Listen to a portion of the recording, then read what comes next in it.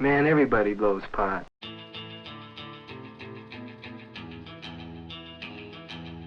The date that cannabis will become legal will be announced soon. Cannabis stocks surged to record highs. Canada's market could grow to more than $200 billion within 15 years. More vicious, more deadly, even than these soul-destroying drugs, is the menace of marijuana.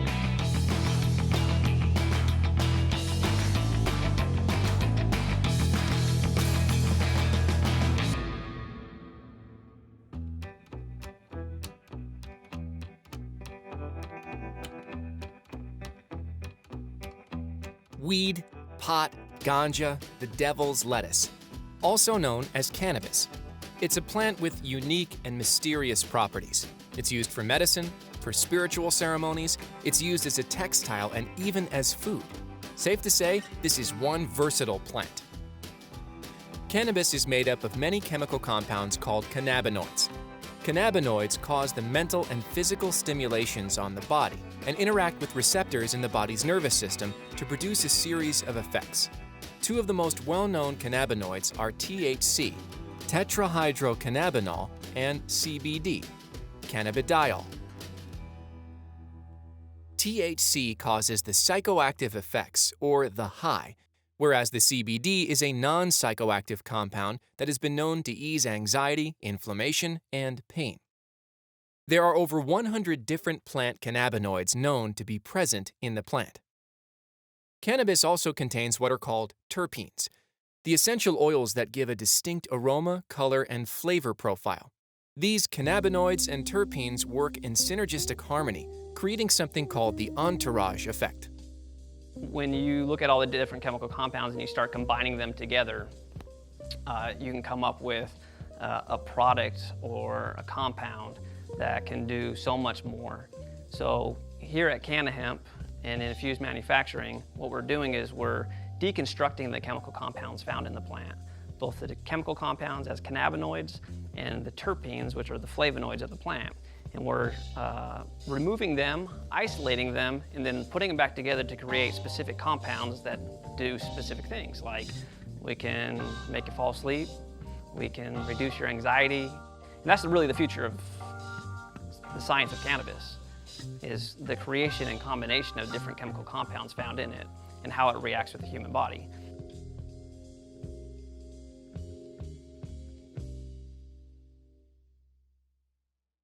I think it's terrible that the American people have accepted a law that makes smoking a harmless weed illegal.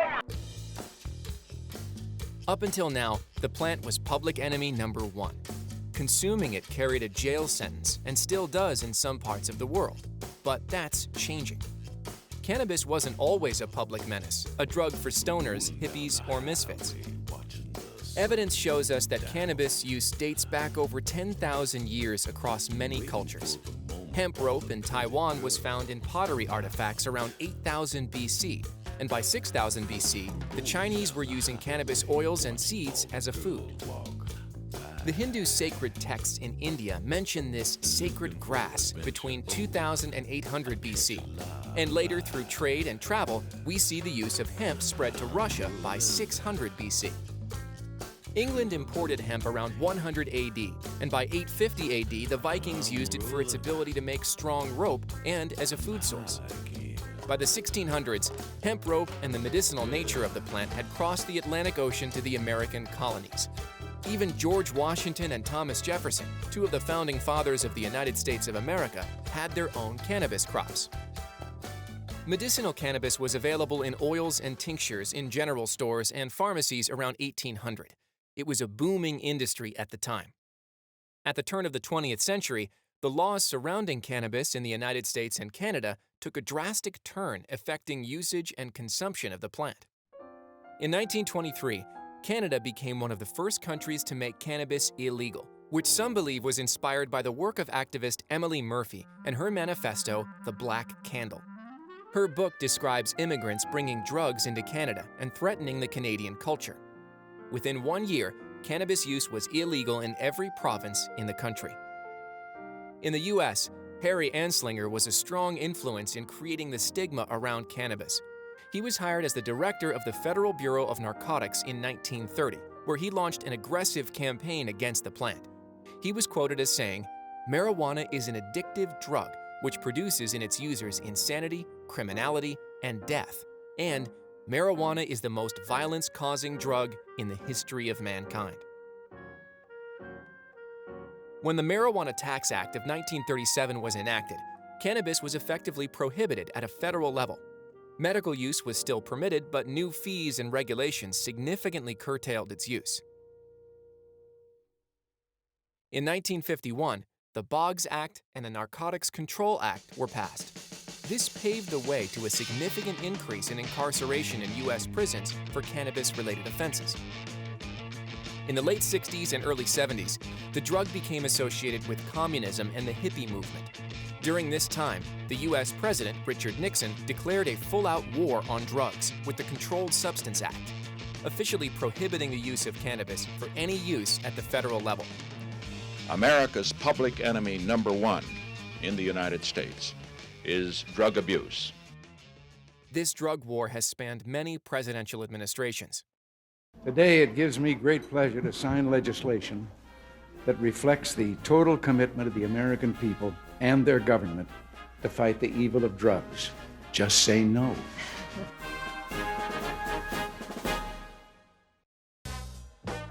Cannabis can be either used for recreation or relaxation or as a medicine.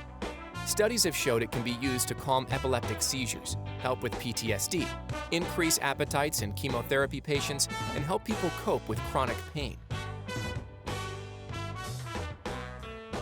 In 1996, California became the first state to re-legalize medicinal cannabis. Other states soon followed. In 2003, Canada was the first country to have nationwide approval of medicinal cannabis. Fast forward, and on June 19, 2018, the Canadian Senate passed Bill C-45, also known as the Cannabis Act, fully legalizing recreational cannabis throughout the country as of October 17, 2018. Having the use of cannabis be a criminal matter as opposed to a health and safety matter just makes no sense. At the turn of the century, cannabis wasn't the only outlaw. There was alcohol. From 1920 to 1933, the U.S. saw a ban on the production and sale of alcoholic beverages. This was Prohibition. 1933 Industries draws its name from this era. It was an all-out war on the drug after the signing of the 18th Amendment of the U.S. Constitution in 1919, which in turn enabled the Volstead Act, which set the rules for enforcing the ban on January 17, 1920. Prohibition faced a lot of opposition. Many said it proved unsuccessful with gangs in control of the alcohol and government tax revenue lost. Finally, after 13 years on December 5, 1933, Prohibition ended with the signing of the 21st Amendment. To their further income and taxes, and to the success of America. We are beginning to see trends in the cannabis market similar to what we saw at the end of Prohibition. This was the beginning of many successful companies, brands, jobs, and new investment into the industry. The decisive vote of the 36th state against Prohibition is happy news for the grain raisers of the United States and for many others throughout the land. At least 500,000 new jobs are predicted as the result of repeal. So if there's anything to be excited about, I think it's the indicator out of Canada, where right now they're producing more cannabis than they are alcohol and tobacco. So if that's any indication of where things are about to go in the United States, if you look at a market like beer and just how big that is, this is potentially that large, and that's what's really exciting. Cannabis has played a role in human evolution. We are seeing a new cultural revolution with legalization in Canada and several U.S. states, as well as other countries around the world. 1933 is already an international company. We have ambitions to be involved in the European market. We really like the Canadian market and the U.S. market.